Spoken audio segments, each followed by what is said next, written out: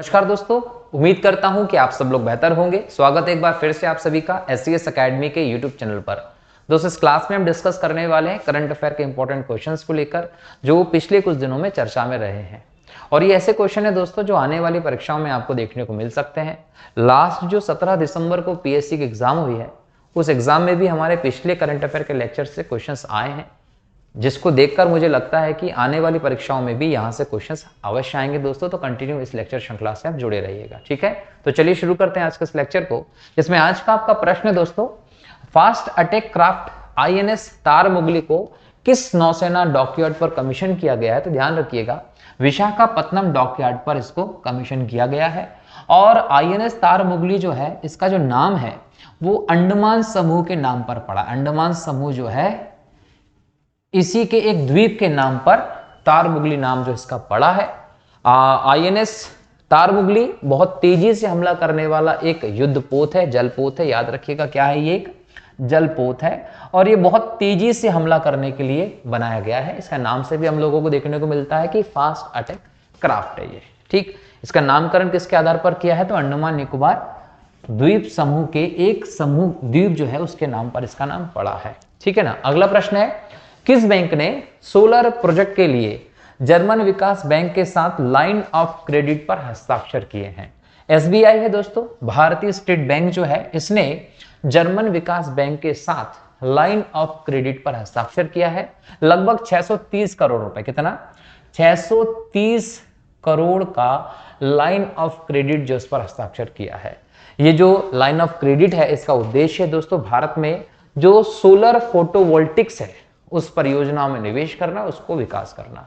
तो solar photovoltaics जो है कुछ परियोजनाओं को बढ़ावा देने के लिए ही SBI ने जर्मन विकास बैंक के साथ लाइन ऑफ क्रेडिट पर हस्ताक्षर किया है।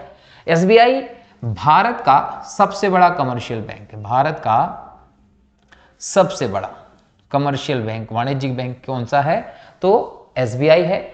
अगर SBI की स्थापना की बात करें तो 1955 में राष्ट्रीयकरण किया गया। मुंबई में इसका मुख्यालय है। ध्यान रखना है, 1921 में जो प्रेसिडेंशियल बैंक होते थे उनको एक करके इंपीरियल बैंक की स्थापना की गई थी। और ये 1921 में जो इंपीरियल बैंक बना था उसी को बाद में जाकर आप स्टेट बैंक ऑफ इंडिया के नाम से देखते हैं। तो केवल भारत में ही नहीं, पूरी दुनिया में कई सारे देशों में इसकी शाखाएं हैं। भारत का सबसे बड़ा बैंक के तौर पर आप इसे देखते हैं, ठीक। चलिए अगला प्रश्न है, मिस इंडिया USA 2023 का खिताब किसने जीता है। तो रिजुल मैनी ने, रिजुल मैनी जो है इन्होंने मिस इंडिया USA 2023 का खिताब जीता है। ये मिस इंडिया USA है ना दोस्तों, ये भारत के बाहर किसी दूसरे देश में चल रही कोई ऐसी प्रतियोगिता है जो सबसे लंबे समय से चल रही है और इसकी 41वीं वर्षगांठ थी। ये 41वीं वर्षगांठ जो है वो इस प्रतियोगिता की 2023 में मनाई गई है। और इस 41वीं वर्षगांठ के अवसर पर रिजुल मैनी ने मिस इंडिया USA 2023 का खिताब जीता है। केवल रिजुल मैनी का नाम ही आप याद नहीं रखेंगे, इसके अलावा भी लोग हैं दोस्तों। पहले तो याद रखिएगा कि रिजुल मैनी जो है वो न्यू जर्सी शहर में ये प्रतियोगिता आयोजित की गई थी, कार्यक्रम हुआ था, वहां पर इनको ये अवार्ड मिला है। और ये मेडिकल की छात्रा है, भारत के मूल की हैं, अमेरिका में रहती हैं, ठीक है। इसके अलावा ध्यान रखना है कि मैसाचुसेट्स शहर जो है अमेरिका का, वहां पर आपको स्नेहा नोबियार जो है दोस्तों, स्नेहा नोबियार, इनको मिसेज इंडिया USA, ठीक है। यहां पर इनको मिसेज इंडिया USA का खिताब मिला है। किसको, स्नेहा नोबियार को मिला है। इसके अलावा दोस्तों याद रखिएगा सलोनी राममोहन, ये सलोनी राममोहन जो है ये पेंसिल्वेनिया में रहते हैं अमेरिका के, और इनको मिस टीन इंडिया US मतलब टीनेजर मिस इंडिया जो है वो बनी है USA की, ध्यान रखना है। और ये मिस इंडिया USA जो है दोस्तों, ये खिताब जो है एक ऐसा पुरस्कार है जो भारत के बाहर किसी दूसरे देश में सबसे लंबे समय से चला आ रहा है। दूसरे देशों में जो होते थे वो बंद हो गए, फिर चालू हो गए, फिर बंद हो गए, फिर चालू हो गए, लेकिन ये जो है अमेरिका में लगातार चला रहा 41 वर्षों से। और अमेरिका के न्यू जर्सी में इस प्रतियोगिता का आयोजन होता है हर साल। वार्षिक तौर पर इसका आयोजन होता है। ठीक है, अगला प्रश्न, बीसीसीआई ने हाल ही में किस पूर्व क्रिकेटर की जर्सी को रिटायर करने का फैसला किया है? तो एमएस धोनी। एमएस धोनी माही जो है, थला जिनको आप कहते हैं, इनको बीसीसीआई, इनकी जो जर्सी है उसको बीसीसीआई ने हाल ही में रिटायर कर दिया है। जर्सी नंबर 7 होती थी एमएस धोनी की, तो उस जर्सी नंबर 7 को रिटायर कर दिया। जर्सी को रिटायर करने का मतलब यह है कि अब किसी भी खिलाड़ी को आने वाले समय में 7 नंबर की जर्सी नहीं दी जाएगी। इसी प्रकार से सचिन तेंदुलकर जी की जो जर्सी रही उसको भी रिटायर कर दिया गया है। तो भारत के दोनों महान खिलाड़ी हैं, दोनों महान खिलाड़ियों की जर्सी को रिटायर कर दिया। दोनों की जर्सी नंबर किसी और को प्रोवाइड नहीं करे जाएंगे।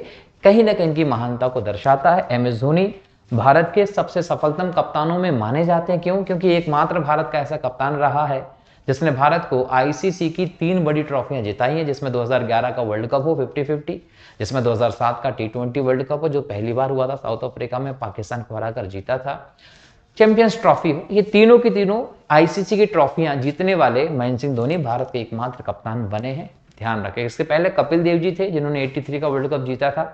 भारत के पास ऐसे फिर वर्ल्ड कप की ट्रॉफी भी नहीं थी। एमएस धोनी 2 वर्ल्ड कप की ट्रॉफी लेकर आए थे। तो इनकी महानता कहीं ना कहीं दिखती है। कैप्टन कूल के नाम से जाने जाते हैं और बड़ा ही सहज स्वभाव हमें देखने को मिलता है धोनी का। आईपीएल 2024 का आने वाला है, लगातार चेन्नई सुपर किंग्स को लीड कर रहे हैं। एकमात्र ऐसे खिलाड़ी हैं जो किसी टीम के साथ शुरू से लगातार बने हैं और लीड कर रहे हैं। कप्तान बदला नहीं गया है। हालांकि एक आईपीएल में ऐसा हुआ दुबई में कि बदला गया था कप्तान, जडेजा को बनाया गया था, लेकिन खास प्रदर्शन नहीं रहा, जिसकी वजह से वापस से धोनी ने उस टीम को लीड किया और लास्ट टाइम चैंपियंस भी बने। आईपीएल की सबसे सफल टीम मानी जाती है चेन्नई। क्यों? ज्यादा फाइनल खेलने वाली और मुंबई इंडियंस के समान 5 बार आईपीएल की ट्रॉफी जीतने वाली टीम। खैर, इस बार देखिए क्या होता है। लेकिन एमएस धोनी जी को 2018 में पद्म भूषण अवार्ड मिला था। तो पद्म भूषण अवार्ड धोनी को कब मिला? 2018 में। पद्मश्री सम्मान जो है वो 2009 में धोनी को मिला था। ये भी आप लोगों को ध्यान रखना, एग्जाम में क्वेश्चन पूछ सकता है। ठीक है, चलिए, तो ये धोनी की बात की हम लोगों ने। जर्सी नंबर 7 रिटायर हो गई है। अगला प्रश्न है, 5वां प्रश्न, United world wrestling rising star of the year 2023 के रूप में किसे नामित किया गया है? तो नाम याद रख लीजिएगा, अंतिम पंघाल। अंतिम पंघाल को 2023 की United world wrestling rising star of the year मिला है। ये 2 बार अंडर 20 जो विश्व चैंपियनशिप रही है उसको इन्होंने जीता है। विश्व सीनियर जो कांस्य पदक विजेता है वैश्विक स्तर पर, यह भी ध्यान रखना है। 53 किलो की महिला वर्ग की United wrestling rising star of the year 2023 इनको मिला है। कितने में? 53 किलोग्राम वर्ग पर महिला है। ध्यान रखिएगा, ये एक अच्छी बोल सकते उपलब्धि है कि इनको रेसलिंग में चुन लिया गया है। अगला प्रश्न है, रक्षा मंत्रालय ने इलेक्ट्रॉनिक फ्यूज की खरीद के लिए किसके साथ समझौता किया है? Bharat electronics limited. दोस्तों, भारत इलेक्ट्रॉनिक लिमिटेड जो है 1954 में स्थापना की गई थी, बेंगलोर में इसका मुख्यालय है। और भारत इलेक्ट्रॉनिक लिमिटेड जो है वो भारत सरकार का एक उपक्रम है, रक्षा मंत्रालय के अधीन काम करता है। इलेक्ट्रॉनिक उपक्रम, उसकी प्रणाली विकास करने के इसमें इंपॉर्टेंट योगदान है। रक्षा के क्षेत्र में काम करता है ये, और 1954 में इसकी स्थापना की गई थी, बेंगलोर में है। ठीक है, बीसीसीआई की ओर से किस क्रिकेटर के लिए अर्जुन अवार्ड की सिफारिश की गई है? मोहम्मद शामी है। दोस्तों, एक्चुअल में हुआ था कि सरकार ने अर्जुन अवार्ड की लिस्ट निकाली थी और इस लिस्ट में मोहम्मद शामी का नाम नहीं था, लेकिन 2023 का जो वर्ल्ड कप रहा उसमें मोहम्मद शामी ने सबसे ज्यादा विकेट लिए और पहले ऐसे भारतीय गेंदबाज बने जिन्होंने बहुत ज्यादा विकेट लिए, सबसे ज्यादा विकेट लिए होंगे बोल सकते हैं कि किसी वर्ल्ड कप में। तो ये अच्छा था, उन्होंने जहीर खान का रिकॉर्ड तोड़ा है। जहीर खान के 23 विकेट से इन्होंने उससे ज्यादा लिए हैं, तो ये एक रिकॉर्ड बनाया है मोहम्मद शामी ने। वर्ल्ड कप में इनके बेहतर प्रदर्शन को देखा, उसको देखते हुए बीसीसीआई ने खुद रिकमेंड किया इनका नाम सरकार को कि भाई मोहम्मद शामी ने बेहतर प्रदर्शन किया है, इनका नाम भी होना चाहिए। तब उस लिस्ट में मोहम्मद शामी का नाम भी शामिल किया गया है अर्जुन अवार्ड के लिए। तो आने वाले समय में जब अर्जुन अवार्ड डिस्ट्रीब्यूट किए जाएंगे तो मोहम्मद शामी को भी मिलेगा। लेकिन अगर हम बात करें अर्जुन अवार्ड की, तो ये खेल रत्न पुरस्कार जो है दोस्तों, उसके बाद खेल रत्न के बाद दूसरा सबसे बड़ा खेल पुरस्कार है। ठीक है, खेल रत्न पुरस्कार पहले राजीव गांधी खेल रत्न पुरस्कार के नाम से जाना जाता था, लेकिन इसको बाद में बदलकर इसको कर दिया गया मेजर ध्यानचंद खेल रत्न पुरस्कार। देश का सबसे बड़ा स्पोर्ट पुरस्कार है। इसके बाद हम अर्जुन अवार्ड की बात करते हैं। और अर्जुन अवार्ड जो है दोस्तों इसका प्रारंभ किया गया था 1961 में। 1961 में इसको प्रारंभ किया गया था। 15 लाख के आसपास में राशि दी जाती है। धनुषधारी अर्जुन का एक प्रतिमा होता है कांसे का, वो प्रतिमा दी जाती है, एक प्रशस्ति पत्र दिया जाता है। 1961 से इसको शुरू किया गया था। तो अर्जुन अवार्ड जो है दोस्तों वो अच्छा अवार्ड है, एक बड़ा अवार्ड है देश का, 2nd नंबर का स्वामी को मिल रहा है। किस ब्रिटिश भारतीय संगीतकार को 2024 बुकर पुरस्कार के निर्णायक पैनल में शामिल किया गया है? तो नितिन साहनी है दोस्तों जिनको बुकर पुरस्कार के निर्णायक पैनल में शामिल किया गया, मतलब किसे पुरस्कार मिलेगा इसका निर्णय करने वाला जो पैनल है उसमें अब हमारे देश के नितिन साहनी भी शामिल है। और नितिन साहनी की प्रसिद्धि क्या है? तो याद रखिए 1981 में सलमान रुश्दी ने एक ग्रंथ लिखा था, मतलब एक पुस्तक लिखी थी और इसका नाम था मिडनाइट चिल्ड्रन। ये मिडनाइट चिल्ड्रन जो लिखा था दोस्तों इसका स्क्रीन रूपांतरण किया था नितिन साहनी ने। तो नितिन साहनी कौन है, क्यों प्रसिद्ध है? तो 1981 में सलमान रुश्दी की मिडनाइट चिल्ड्रन जो लिखी गई कृति थी उसका इन्होंने स्क्रीन रूपांतरण किया था, तब से नितिन साहनी को प्रसिद्धि मिली थी, ये ध्यान रखिएगा। तो एक फेमस चेहरा है ये, और ये ब्रिटिश भारतीय संगीतकार है ना, ब्रिटिश भारतीय संगीतकार हैं कौन? नितिन साहनी। ठीक है। और यहां एक और इंपॉर्टेंट बात ध्यान रखना कि जो बुकर पुरस्कार है ना, ये नोबेल के बाद विश्व स्तर पर साहित्य का दूसरा इंपॉर्टेंट पुरस्कार है। ये किसको दिया जाता है? ये उस व्यक्ति को दिया जाता है जिसने कोई लेख लिखा हो और जो भी उन्होंने पुस्तक लिखी हो, फिक्शन है ना, काल्पनिक पुस्तक लिखी हो, उसका अंग्रेजी में अनुवाद किया गया हो और वो यूके या आयरलैंड में प्रकाशित हुआ हो, उसी फिक्शन को, किताब को ये पुरस्कार दिया जाता है। अंतर्राष्ट्रीय स्तर पर है, नोबेल के बाद दूसरा बड़ा पुरस्कार है। और 2023 में जो बुकर पुरस्कार है वो किसने जीता है? तो जॉर्जी गोस्पोदिनोव जो है, इनको 2023 का बुकर पुरस्कार दिया गया है। और ये दिया गया इनके लेख टाइम शेल्टर के लिए। इन्होंने क्या लिखा था? टाइम शेल्टर लिखा था। तो टाइम शेल्टर किसने लिखा है? जॉर्जी गोस्पोदिनोव ने। और ये दोस्तों याद रखिएगा कि ये बुल्गारिया के हैं। ये कहां के हैं? ये बुल्गारिया के हैं। बुल्गारिया के पहले लेखक हैं, बुल्गारियाई लेखक है पहले जिनको बुकर पुरस्कार मिला है। अगर हम 2022 के बुकर पुरस्कार की बात करें तो गीतांजलि श्री, भारत की गीतांजलि श्री जो है, इन्होंने एक लिखा था रेत समाधि टॉम ऑफ सैंड। इसके लिए 2022 का जो बुकर पुरस्कार था वो गीतांजलि श्री को मिला था, ये ध्यान रखिएगा। तो 2022 का ही मैंने आप लोगों को बता दिया, लिख लीजिए। 2023 का ही बता दिया, लिख लीजिए। और किस प्रकार का पुरस्कार है कि अगर आपने कोई फिक्शन पुस्तक लिखी है और उसका अंग्रेजी में अनुवाद किया गया है, प्रसिद्ध हुई है, यूके और आयरलैंड में पब्लिश हुआ है, उसको लेकर आप उसको देंगे। ठीक है। अगला था दोस्तों, ये टॉपिक है, क्वेश्चंस हम लोगों ने देखे जो एग्जाम की दृष्टि से इंपॉर्टेंट है। ना सिर्फ क्वेश्चंस, कुछ टॉपिक्स भी हैं जो एग्जाम में आ सकते हैं प्रश्नों को लेकर। तो देखिए कौन सा है। जैसे एक टॉपिक रहा तिहाड़ स्टोर। दोस्तों तिहाड़ जेल जो है वहां पर एक स्टोर लगाने की परंपरा चलती थी और उस स्टोर में कैदियों के द्वारा जो सामग्री बनाई जाती थी उनको प्रदर्शित किया जाता था, उनको बेचा जाता था। तो वो जो स्टोर था वो कोविड-19 के दौरान बंद कर दिया गया था। उस स्टोर को तिहाड़ जेल ने दोबारा से शुरू किया है। तो तिहाड़ जेल ने कैदियों द्वारा तैयार किए गए उत्पादों के लिए एक आउटलेट तैयार किया है दोबारा से, इसलिए ये तिहाड़ स्टोर चर्चा में है क्योंकि इस आउटलेट को तिहाड़ स्टोर के नाम से जानते हैं। ठीक है।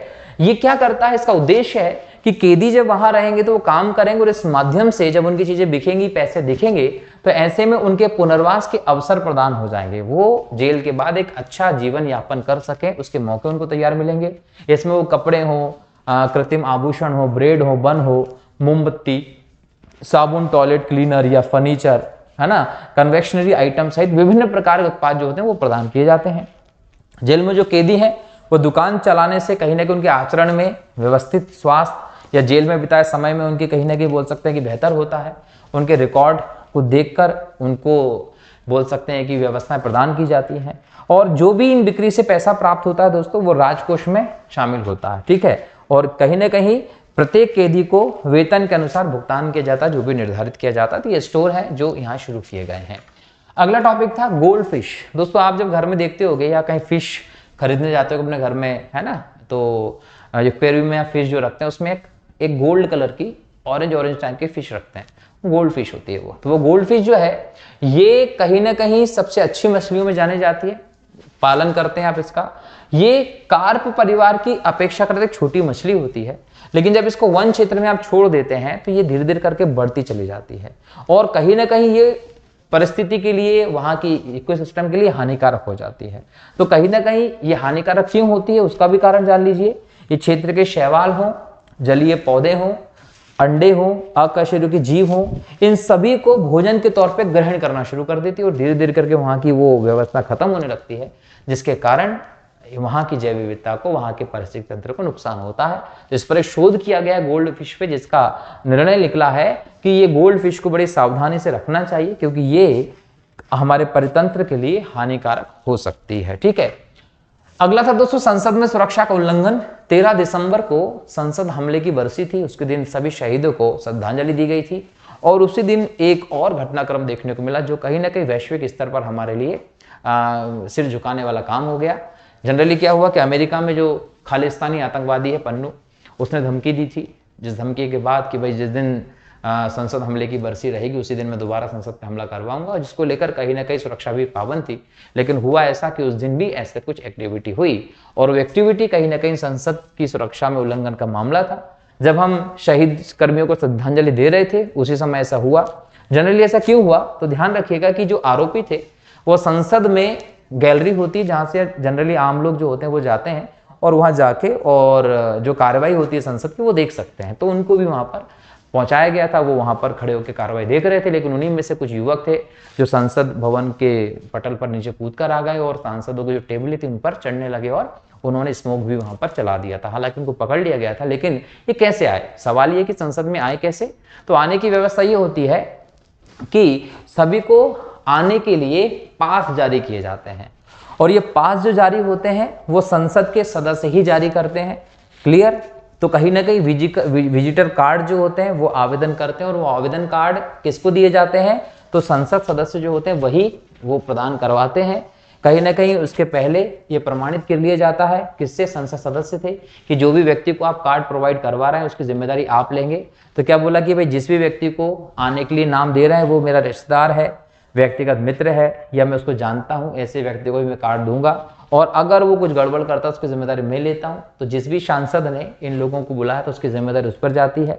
दूसरी बात यह है कि एक कार्ड जो दिया जाएगा वो एक बैठक के लिए दिया जाता है, 1 घंटे के लिए जारी किया जाता है। एक बैठक 1 घंटे के लिए जारी किया जाता है, उसके बाद उसको बाहर कर दिया जाता है। और ऐसा भी नहीं होता कि मिला किसी और को है और वो किसी और को दे, जिसको कार्ड मिला है वही जा सकता है, इसके अलावा कोई दूसरा नहीं जा सकता और सभी शर्तों का पालन करने वाला ही संसद की गैलरी में संसद की कार्यवाही को देखने के लिए जाएगा। दोस्तों तो ये जो लोगों ने यहाँ पर हमला किया, सुरक्षा को उल्लंघन कर गए, वो लोग भी सांसद के द्वारा मिले एक पास के आधार पर ही गए थे, लेकिन उसका उन्होंने मिसयूज किया। 2001 में जो संसद में हमला हुआ था वो कब हुआ था, तो 13 दिसंबर 2001 को हुआ था और आतंकवादी संगठन है पाकिस्तान का लश्कर ए तैयबा और जैश ए मोहम्मद इससे संबंधित थे। हालांकि वहां आतंकवादियों को मार दिया गया था, लेकिन कुछ सुरक्षाकर्मी भी वहां पर हमारे शहीद हो गए थे। तो उसने कहीं ना कहीं भारत की संसद की या भारत की सुरक्षा की कमजोरी को दुनिया के सामने ला दिया था। ये कहीं ना कहीं एक बहुत बड़ी कमी थी भारत में। इसके बाद उन कमियों को दूर करने का प्रयास किया गया, नई संसद भी स्थापित की गई, लेकिन सुरक्षा में चूक के चलते ही घटना दोबारा से देखने को हमको मिलती है। दोस्तों ध्यान रखिएगा। हालांकि मालदीव ने भारत का हाइड्रोग्राफिक समझौता भी समाप्त कर दिया है। 2019 में जब 8 जून को मोदी जी गए थे मालदीव की यात्रा पे, तो हाइड्रोग्राफिक सर्वेक्षण समझौते पर हस्ताक्षर किए गए थे और ये हाइड्रोग्राफिक समझौता जो था सर्वेक्षण का, ये इंडिया फर्स्ट की नीति, मालदीव सरकार की इंडिया फर्स्ट की नीति को ध्यान में रखते हुआ था कि हम पहले इंडिया को वरीयता देंगे। लेकिन वर्तमान में मालदीव की सरकार ने खुद को इंडिया फर्स्ट की नीति से अलग कर लिया और कहीं ना कहीं अपने आप को हाइड्रोग्राफिक सर्वेक्षण के समझौते से बाहर कर लिया, उसको नवीनीकृत करने से मना कर दिया है। अब ये समझौता क्या था, तो याद रखिएगा कि एक ऐसा समझौता था जिसमें जो भी मालदीव के आसपास के जल क्षेत्र हैं उनमें व्यापक अध्ययन करने की भारत को अनुमति मिली थी। उसमें लेगून हो, समुद्र तट हो, समुद्री धाराएं हो, ज्वार का स्तर हो, इन सभी का अध्ययन भारत कर सकता था।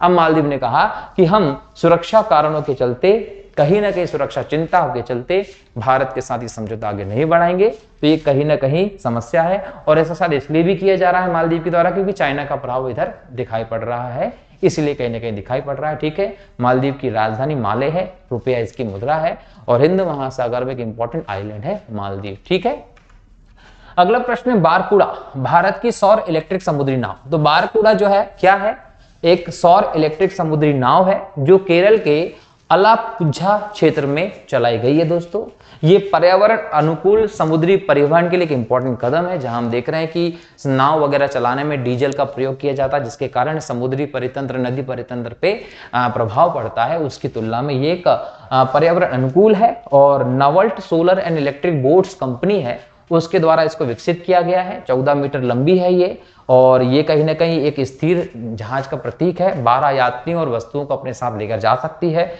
और कहीं ना कहीं अशांत समुद्र में भी ट्रेवल कर सकती है, जहां लहरें बहुत तेज होती है वहां पे। तो 4 मीटर तक की ऊंची तरंगों को नेविगेट करने के लिए इसको तैयार किया गया है। दोस्तों, शोर, कंपन, वायु प्रदूषण के बिना ये कार्य करती है। तो एक पर्यावरण अनुकूल नाव है, अच्छा कदम है।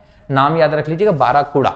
बाराकुड़ा भारत की सौर इलेक्ट्रिक समुद्री नाव है। ठीक, अगला टॉपिक है IUCN की रेड लिस्ट अपडेट 2023। IUCN की रेड लिस्ट है। IUCN एक अंतरराष्ट्रीय प्रकृति संरक्षण संस्थान है, जिसको हम बोलते हैं international union for conservation of nature. इसका स्विट्जरलैंड के ग्लैंड शहर में इसका मुख्यालय है। 1948 में इसकी स्थापना की गई थी दोस्तों, और जैव विविधता संरक्षण के लिए वैश्विक स्तर पर एक इंपॉर्टेंट पहल के तौर पर इसे देखा जाता है।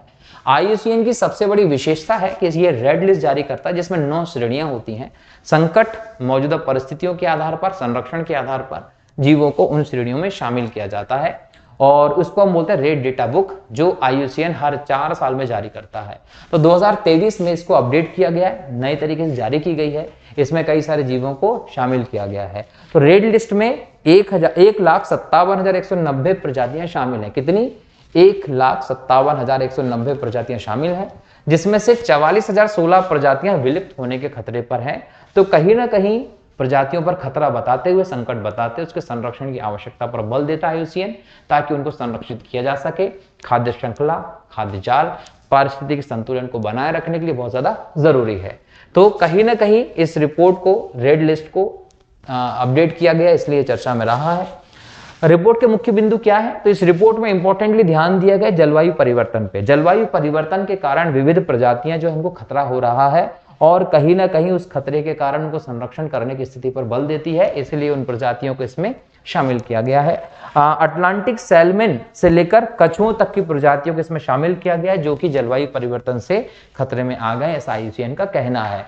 दूसरी बात कि मीठे पानी की मछली का इसमें आकलन किया गया है। ये कहा गया है कि पहली बार ऐसा हुआ है कि मीठे पानी की मछली को लेकर एक बड़ा सर्वे IUCN की लिस्ट में किया गया, और ये कहता है कि मीठे पानी की मछलियों की लगभग 25% प्रजातियां विलुप्त होने की खतरे में है अगर उनको संरक्षित नहीं किया गया। तो इसमें जलवायु प्रदूषण, जलवायु परिवर्तन, ओवरफिशिंग और आक्रामक प्रजातियों की कमी का इंपॉर्टेंट योगदान है। मतलब कि अगर मीठे पानी की मछलियों की प्रजाति 25% तक लुप्त होने की कगार पर है, तो उसके ये कारण हम लोगों को देखने को मिल रहे हैं, ऐसा IUCN की सूची ने कहा है। ठीक है, एक अध्ययन जो है वो अटलांटिक सैल्मन पर भी बताया गया है। सैल्मन जो है अटलांटिक महासागर के क्षेत्र में मिलता है, और इसे सल्मोसालार कहते हैं। ये एक वो रे फिनेड वाली मछली है, उत्तरी अटलांटिक महासागर के बेसिन में ये मिलती है। तो एग्जाम में अगर क्वेश्चन पूछे कि रे फिनेड मछली कहाँ मिलेगी, उत्तरी अटलांटिक महासागर के बेसिन में मिलती है, और यहाँ पर इसकी जो प्रजाति है दोस्तों वो एनाड्रोमस है।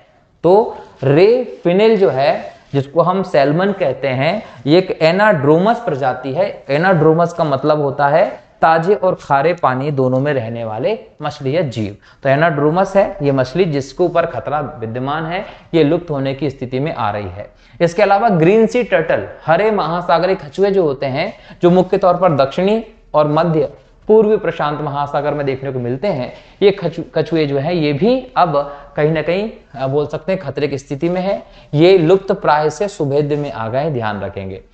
इसके अलावा खतरे का सामना महोगनी का पेड़ भी कर रहा है। महोगनी जो है दोस्तों को आप सुएटिना मैक्रोफिला कहते हैं। और ये एक बहुत ज्यादा इसकी मांग होती है, लकड़ी, कहने के कागज आदि बनाने में इसका प्रयोग होता है। तो इसलिए ये लुप्त प्राय स्थिति में आ गया है कि मतलब आपका महोगनी का जो पेड़ है वो बहुत कम स्थिति में है, और अगर आप इसका गंभीर संरक्षण नहीं करते हैं तो ये लुप्त भी हो सकता है। अस्थिर फसल के कारण, शहरी अतिक्रमण के कारण, अवैध कटाई के कारण ये जो वन है, महोगनी है, ये 60% तक कम हो गया है। ये ध्यान रखिएगा, पिछले 180 सालों में 60% तक ये कम हो गया, तो इसको संरक्षण देना बहुत जरूरी हो गया है। इसके अलावा संरक्षण की सफलता भी इसमें जुड़ी हुई है कि भाई हमने IUCN में पहले कुछ जीवों को शामिल किया था, उन जीवों के संरक्षण पर ध्यान दिया गया, और संरक्षण पर इतना ध्यान दिया गया कि अब ये जीवों की स्थिति में सुधार आ रहा है, इनका संख्या बढ़ रहा है। जिसमें इंपॉर्टेंट है स्किमीटर हॉर्नड ऑरिक्स, ये एक रेगिस्तानी हिरण है, मृग है, कहीं ना कहीं ये जंगल में विलुप्त हो गया था, और विलुप्त होने की स्थिति से ये अब लुप्त प्राय की स्थिति में आ गया। मतलब विलुप्त का मतलब देखने को नहीं मिलता था, इसका स्पेशल संरक्षण किया गया, और अब ये लुप्त प्राय मतलब एक स्थिति बेहतर में है ये, उसके बाद धीरे धीरे करके इसकी स्थिति बेहतर हो जाएगी। कहां मिलता है ये? चाड गणराज्य में मिलता है दोस्तों, जहां पर इसकी स्थिति को सुधार करने का प्रयास किया गया था। इसके अलावा सैगा मृग है, ये भी गंभीर रूप से लुप्त प्राय था, उसमें संकटग्रस्त में आ गया। गंभीर रूप से लुप्त प्राय का मतलब था कि भाई संरक्षण कर लीजिए वरना खत्म हो जाएगा, उससे थोड़ी सी संख्या इसकी बड़ी है, तो संरक्षण के कहीं ना कहीं सफलता भी मिली है, इस रेड लिस्ट में बताया गया है। और रेड लिस्ट है क्या? तो प्रजातियों की विशेषता, उन पर मौजूद खतरे, उनके संरक्षण के उपाय में पूरी तरीके से व्यवस्था करने वाला, उनकी सूचित संरक्षण में निर्णय लेने वाला, नीति बनाने वाला एक इंपॉर्टेंट संस्थान है IUCN, और जारी करता है रेड लिस्ट। ठीक है, चलिए रेड लिस्ट में 9 श्रेणियां मिलती हैं। इन 9 श्रेणियों में से NE का मतलब होता है नॉट एवेल्युएट, मतलब मूल्यांकित नहीं है। यहां से लेकर एक्सटिंक्ट मतलब लुप्त हो गया जीवन, यहां तक फैली हुई टोटल 9। गंभीर रूप से लुप्त प्राय के लिए लिखा जाता है क्रिटिकल एंडेंजर्ड CR, लुप्त प्राय के लिए लिखा जाता है एंडेंजर्ड, कमजोर के लिए लिखा जाता है वनरेबल, और है ना कहीं ये खतरे के आधार पर जीवों को शामिल करते हैं। ठीक है, चलिए सतत विकास लक्ष्य जो बनाया गया है 2030 तक के लिए, उसके हिसाब से इसको तैयार किया गया है दोस्तों, ये भी ध्यान रखेंगे। एक और टॉपिक है पोम्पे रोग। दोस्तों भारत में पोम्पे रोग का एक मरीज मिला, 24 साल की उसकी उम्र थी, और उसकी अर्ध कोमा की स्थिति की बीमारी से जूझने के बाद अभी निधन हो गया, जिसकी वजह से ये पोम्पे रोग जो था वो कहीं ना कहीं चर्चा में रहा है। पोम्पे रोग जो है दोस्तों वो शरीर की कोशिकाओं के लाइसोसोम में ग्लाइकोजन के निर्माण की एक विशेषता है, मतलब इस वजह से हमको देखने को मिलता है। और इस विकार को हम देखें तो दुर्लभ एक आनुवांशिक विकार है, माता से उसके बच्चों में, पिता से उसके बच्चों में जा सकता है। एंजाइम एसिड अल्फा ग्लूकोसिडेज की कमी के कारण होता है, GAA की कमी के कारण ये रोग होता है। और ये बहुत ही ज्यादा बोले दोस्तों तो याद रखिएगा 40,000 से एक में या 3 लाख लोगों में से एक बच्चे में ये देखने को मिलता है। लोगों में 40,000 से एक में, और बच्चों की बात करें 3 लाख में से एक में देखने को मिलता। बहुत ही क्रिटिकल, बहुत ही कम देखने को मिलता, अनुवांशिक है।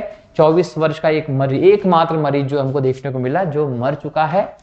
इसके लक्षण क्या है? मांसपेशियों में कमजोरी होती है, पेशी विकास में देरी होती है, अस्थियों की अपक्षय घिसने लगती हैं हड्डियां, श्वसन संबंधी समस्या, सांस लेने में दिक्कत होती है, और हृदय संबंधी बीमारियां होती है, जिसके कारण दैनिक जीवन सही साथ नहीं चलता है। लक्षण है।